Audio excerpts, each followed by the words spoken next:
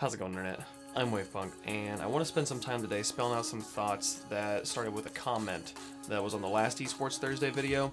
Fluffball asks, does the ECS bring eSports closer to what we currently have in athletic sports, which is essentially a system of governing bodies that manage a specific sport as opposed to a collection of competitions covering many individual games? And is this a desirable direction to go, given the problems organizations like FIFA can bring? So the answer to the first part is maybe. This model of co-ownership we see outlined by the ECS is definitely beginning to move away from kind of the underground model we see in esports and towards the models we see in mainstream entertainment. But whether or not the ECS is going to be the face of that change is kind of dependent upon how much money it makes. At the end of the day, esports is all a show, and show business is just that.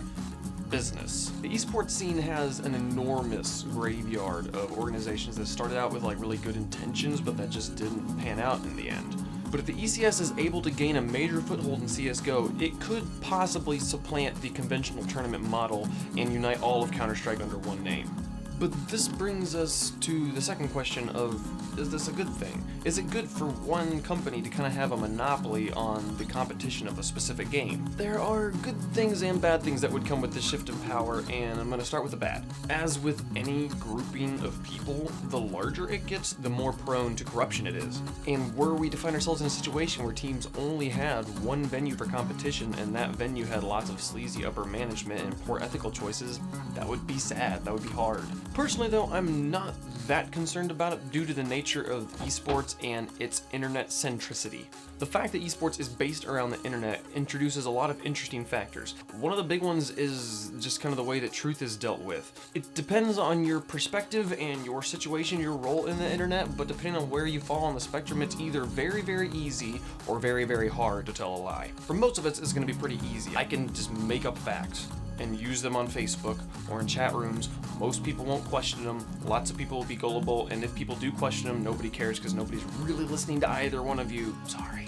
But on the other end of the spectrum, you have the internet dynasties, which might be a company like Twitch or a person like PewDiePie. For these people, lying is hard because they have such a huge audience. For every single person that is out there just gullibly taking in everything they say, hook, line, and sinker, there's one other person that's out there fact-checking everything, just being the skeptic, and they're ready to toot their horn super loud if they find anything that's not true. So because of this, it would be hard for corruption to grow, and like many internet communities, esports experiences kind of an unprecedented level of transparency between its personalities and its audience. With the importance of Twitter to esports, there is a much more open and direct connection between players and the viewers, and all of this openness, all of this honesty just makes it more difficult for corruption to pop up in esports than we would see in kind of a traditional athletic scene. So it could happen, I'm just not as worried about it. Now, the big upside to having a large organization running the singular scene for competition for a specific game is it just makes for better storytelling. Following a team in esports is kind of like following a side character that an author writes into all of their novels, across many different timelines and many different universes. To get the full picture, you have to read like the first few pages of this book, and then like the third chapter of this book over here, and then also like get the backstory. You gotta read like the appendices and the compendium or something. It might be a great story, but it's really kind of exhausting to follow. You want to know the whole Flipside Tactics story? Well, you gotta watch Gfinity and Rocket Royale and Pulsar Premier League and soon the RLCS. And if you want to know the backstory, you gotta watch the RLC Pro League and you gotta watch MLG.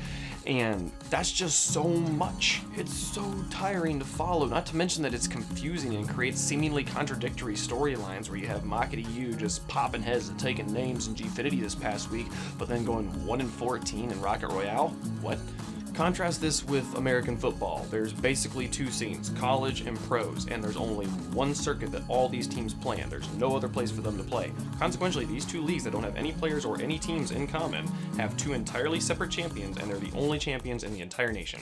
And because there's no secondary league where somebody else could rise to the top and become a champion, there's no question as to who the champion is. Even if the game was controversial, even if there was kind of, I feel like my team got cheated out here, okay, at the end of the day, the team that won is the champion, and there's just no questions about it.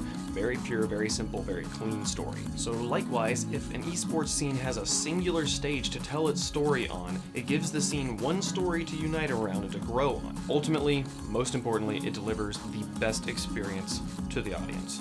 Anyways, that's all I have for this Esports Thursday. Thank you so much for watching. Comment if you have any questions or if you're confused about anything I said. I love making these. I'm going to talk about something else next week. If you've got anything you'd like me to talk about, leave that in the comments as well. So yeah, comments are great. Like, comment, subscribe, all that good YouTuber stuff. I'll see you guys later. Bye-bye.